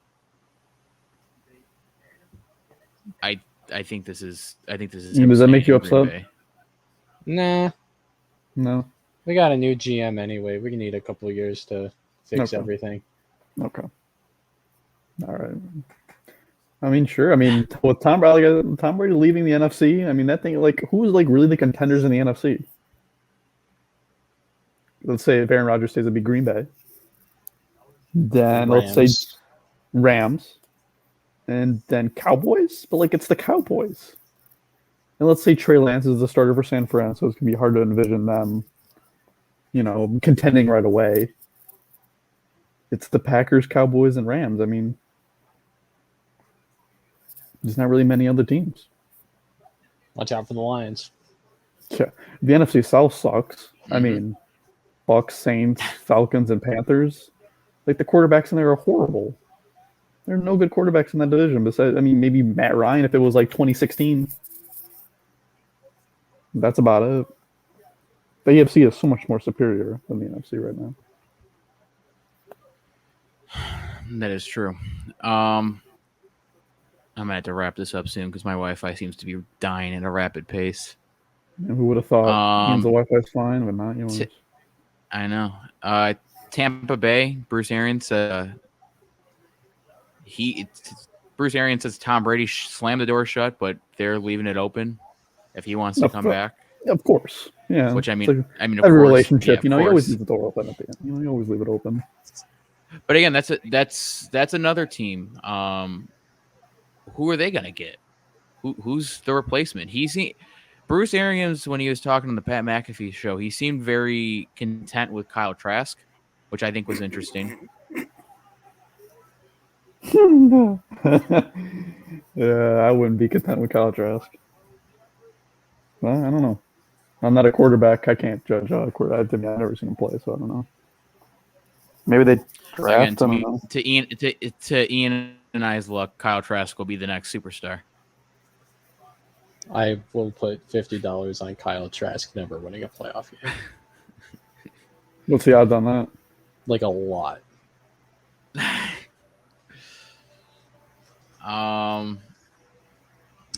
Yeah, no, I'm not. Cousins, Ian, is he coming back to the Vikings? Eh? Yeah, you're bugging right now. Oh, Kirk Cousins. Kirk Cousins. Back. I don't think you can upgrade that. I don't think Kirk Cousins had a fabulous year last year. He did play well. I don't see why I would get rid of him. I'd keep him. I think he's a top 15, definitely top 15 quarterback. Yeah, I'd say so. My Dolphins comment of today. Big ups to the team for finally saying that they are officially out on Deshaun Watson. Took them long. So that means they were in on him. Took them long. Pretty much, yeah. Okay. But they officially have slammed the door shut on that one. They were out on Deshaun Watson. They were in on Sean Payton and Tom Brady and Joe Montana. And Joe Montana was going to come out of retirement? Walter Payton. And wait a minute. I'm pretty sure Mike's just running the Dolphins and he's playing Madden based on all these reports that come out. These reports are nuts. Pretty much, basically. Do they know what they're doing? Mike got control of the Dolphins and was like, "We're gonna get Sean Payton and Tom Brady." It feels like, this is like a fever dream. You know what, Noah? No, I think right now where they're at, I think they do know what they're doing. Okay, but at a certain point, there was a write that down. I don't March 2nd, 7:54 p.m. Central Time. Mike Ziegler says the Dolphins know what they're doing. All right, keep that safe. I did not write it down. Keep that safe. I feel fairly confident that they know what they're doing. Okay. So I'm content with everything. You know what? I'm gonna say the same thing about my team. I think the Jets know what they're doing. I mean, like the all important year 3 for Tua, man. This is it, right? Ian, I put money down. I put a futures bet down for them to win the Super Bowl. I'm fully prepared. I'm all in. I mean, you did that last year, so I'm not, This is a fact, though. I saw on Instagram that the Jets are like the 4th most betted on team for the win the Super Bowl. Because their odds. It's because their odds are like. Yeah, so that's how I feel about my team. Right, it's interesting right now. They're talking about possibly Gesicki being gone. I'm neither here nor there on that one. They're talk that they possibly want to go after Dalton Schultz, which I think that would be. I hope the Jets. No. Jets. I want the Jets to get him. No, you're not getting him. I want the Jets to get him. Wow. Gesicki might be in the market. Do you not want Gesicki either? No. I don't like his last name. Okay. But besides that, though, I think Dolphins have already reworked the deal with Xavier Howard, so he's squared away already. No drama like last year. I was gonna say, didn't he request a trade not too long ago? Right. Yeah, that was last year.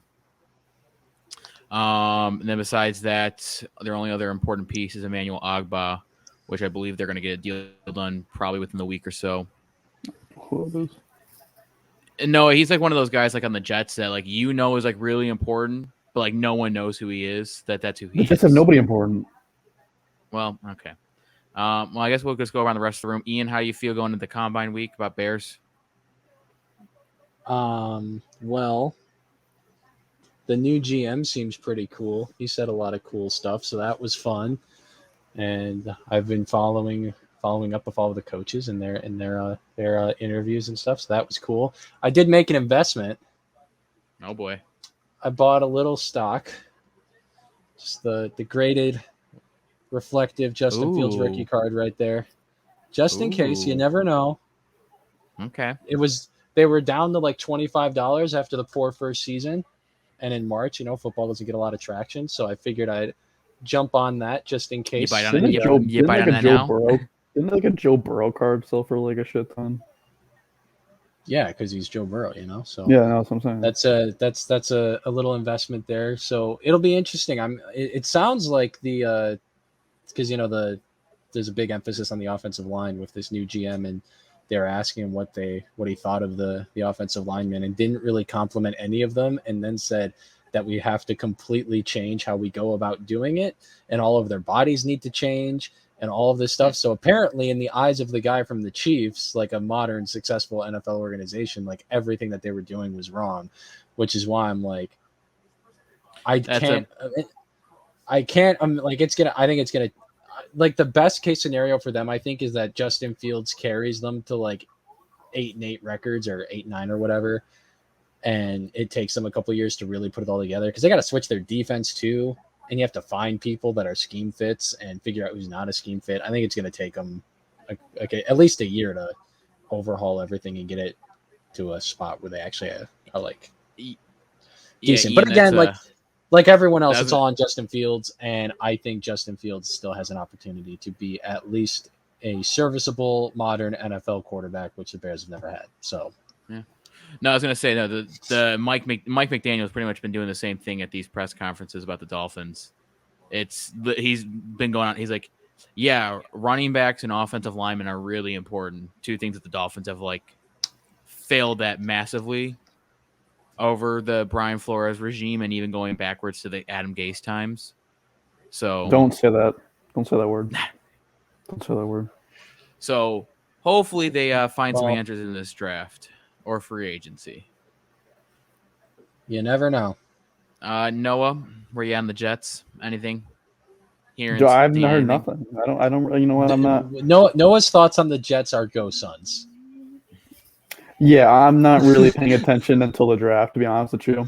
I've been extremely locked into basketball at the moment. I'm trying to turn into a hoops guy. Like in 2 years' time, I want to be like Mike Samuelson. That's kind of my goal. Okay. I want a Mike Samuelson level of knowledge. So what about me, dude? I mean, I think we're kind of in the same boat. I think we're both in the school of Samuelson. I think you guys are both. I think you both basketball. Are like you both are like a step or two away from like getting to that elite level. Like you're there. I can name close. A lot of starters, but not all of them. I also because I don't watch the Thunder. I'm like real easy. I'm like really. I could probably name the starters on the King, to be honest with you. And we got Sabonis, my King. Fox, Sabonis, Barnes. Who's the one that Ian told us was a superstar? Oh, Mutu. Yeah. Yes. Right. He might be a starter, honestly. I ain't gonna lie. So how good do you guys think Anthony Edwards is gonna be? Like, what's his ceiling? You guys think? All-star. Because I am like really into basketball cards at the moment. Did a box break like a month ago. I have 6 of his rookie cards. So Jesus. I think he could be a multi-time All-Star. So I'm sitting on those. I got a couple Ayo Dosunmu rookie cards that are graded coming in. So I'm plucking little here and there. Okay. But yeah, I'm definitely basketball. I saw a box of NHL cards. I was at the store the other day. I was thinking about buying it, held off. Yeah, hockey's boring. Strongly considering. Mutu is not a starter. Mutu's not even playing. I should give him more minutes. No wonder. Yeah, I just think I'd be really into hockey if the Blackhawks didn't have all that stuff happen. And if they were good. Yeah, but like I watch the Bulls. I've been watching the Bulls like forever, and they always suck. I remember making Mike pull out another TV on an NFL Sunday so I could watch a Bulls preseason game. I was like, that did happen. I was about to not go to his house because I was like, I got to watch the Bulls game. And Mike was like, I'll get another TV so you can watch the Bulls game. That's a fact. That's a real thing that happened. This is a factual statement there. No, Ian, I don't think you're wrong. And the Blackhawks are just interesting because, like I've been talking to Kevin about, like they're any moment now going to go into probably a full rebuild. They got to get rid of Taves and Kane. Yeah, don't they get paid like half their salary cap probably? Now I will say, I believe they're both on $11 million deals. And that's contracts like, are like in hockey terms, that's a shit ton. Contracts are lined up 2 years wise. I'm pretty sure they got extended around the same time. It was the same. It was like 8 years deal, 8 year deal. So. Right. I do want to say I was a New York Rangers fan for about 45 minutes on Saturday. It was really an interesting experience. I talked it over with Noah. We went back and forth on me bandwagoning the Rangers, and then it just. I just said I like their goalie's name. And Igor Shesterkin. Mm-hmm. I like that name. That's cool. And I was on the dude. He is the Fanatics website. Very good. He's phenomenal. I couldn't find a Rangers hat that I liked, so it just didn't happen. But you know what? I'm gonna do it. I'm gonna pick a team I'm gonna root for because both my teams are literally at the bottom of the barrel. Oh, dude, I have one for you. Totally, dude. The Maple Leafs. No. Oh no. I'm hopping on the bandwagon. Let's go Avalanche. Yup, I'm doing it. I'm gonna go on the Avalanche. No, this is literally what I did over the summer. Remember, I'm not gonna be an Avalanche fan. I'm not gonna be Avalanche. But all right, I know. But remember, I was in the middle of. Next time we record, I want to see some Avalanche merch on those walls behind you. Dude, I've been to Colorado. My stepbrother lives there, so you hung out with some guy, right? Jesus Christ. I thought it was Jesus, but I didn't want to say it. When I went to Colorado, the guy looked just like Jesus Christ. And you hung out with Jesus in Colorado. He had a dog too. Jesus has a dog. That's crazy. Jesus. It was pretty nice. Heard it here first. The dog didn't even have a leash on it. It was like just like we're hanging out. Yeah, it was like an outside, it was an outside bar. Yeah, man. Dogs chill out there, roaming free. So that's why I'm going with Colorado, and I think they're due. Okay, they've been the best team in the league. As due as the Maple Leafs after all the times they've lost. The Maple Leafs, are you crazy? Don't they have what was the last time they won? Like 19, Jet was this pre-Jets or post? There might not have been 50 states the last time the Maple Leafs won the Stanley Cup. All I care about, give me Michael Bunting winning the Calder Trophy. That's all I care about. He doesn't lead the league goals in rookies? Yeah, at 26 years old. But I saw he's not the favorite. He's not the favorite. Detroit. Yeah. I don't know his name. I have no clue. I'm just telling you, if you want to put like a couple like a $1 or $2 on a future bet on Michael Bunting, it might be a solid move. I'm just saying. I'm a bet on Igor.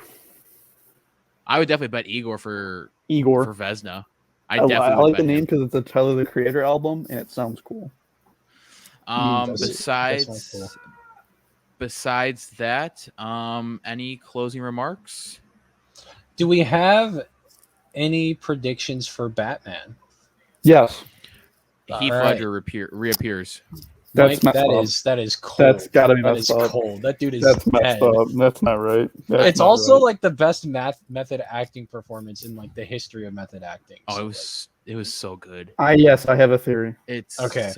Based on the trailers that I've watched. Okay. I think the Riddler and Batman are related. Ooh. Okay.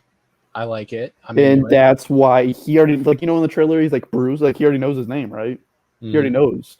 So I think they're related, and I think someone in the insides feed him information, maybe Alfred based on the Letterboxd synopsis, there is some sort of conspiracy involving the Wayne family in the movie. So that Alfred is feeding the Riddler information. See, mine was gonna be that Alfred was the one that killed his parents.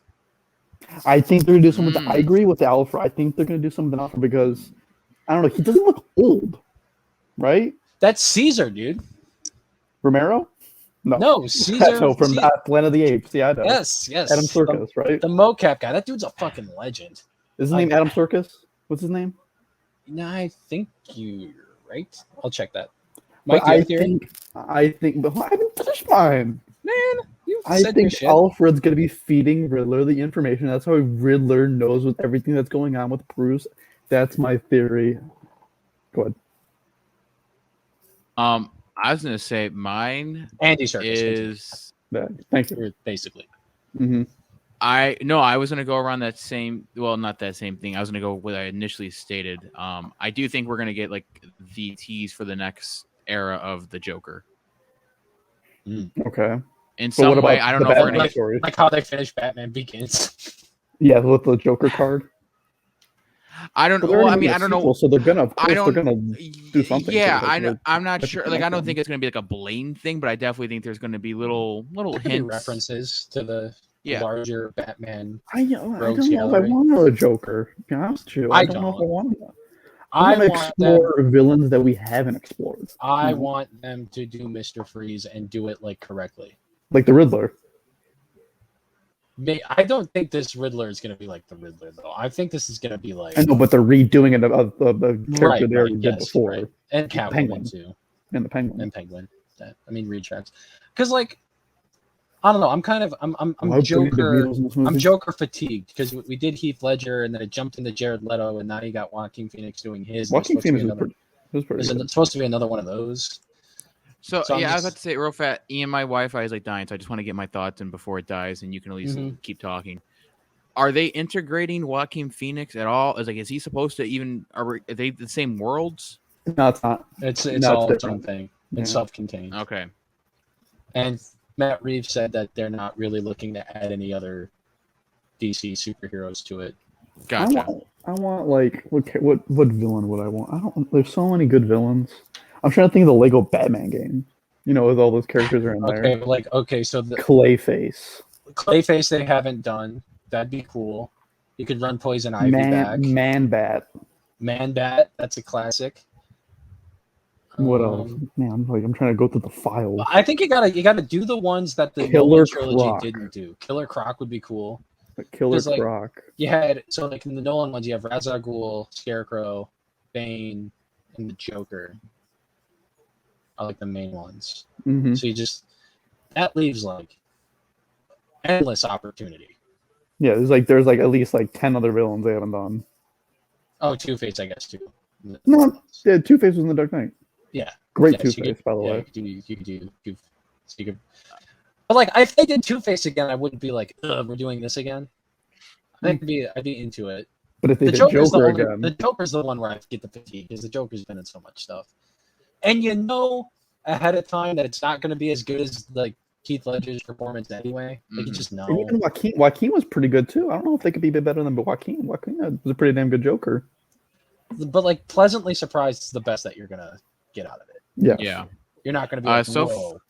As we sit here on March 2nd at 9:09 Eastern time.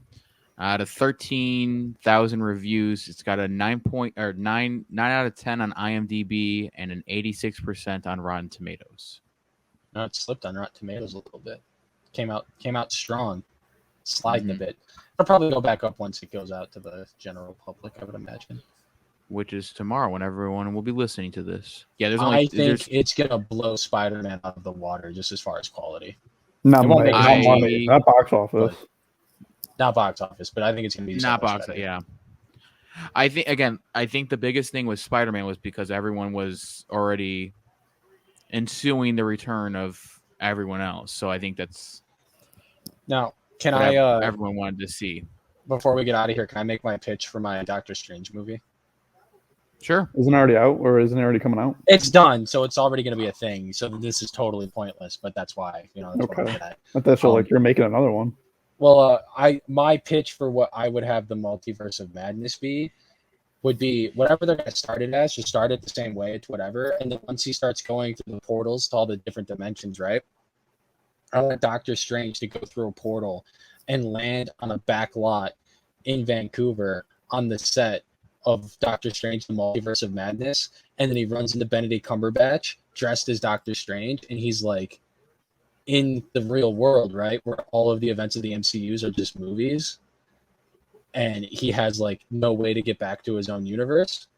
So then he's working in California, right, doing magic tricks and shit to make money because he has no way to go back to his own universe, right? Runs into Robert Downey Jr., starts freaking out, calls him Iron Man, proves to Robert Downey Jr. that he's real. Robert Downey Jr. doesn't know what to do, so he calls the cast of the Avengers movies, and they have to work together, learning what they used as actors in the Marvel movies to help Doctor Strange get back to his universe. What are you smoking?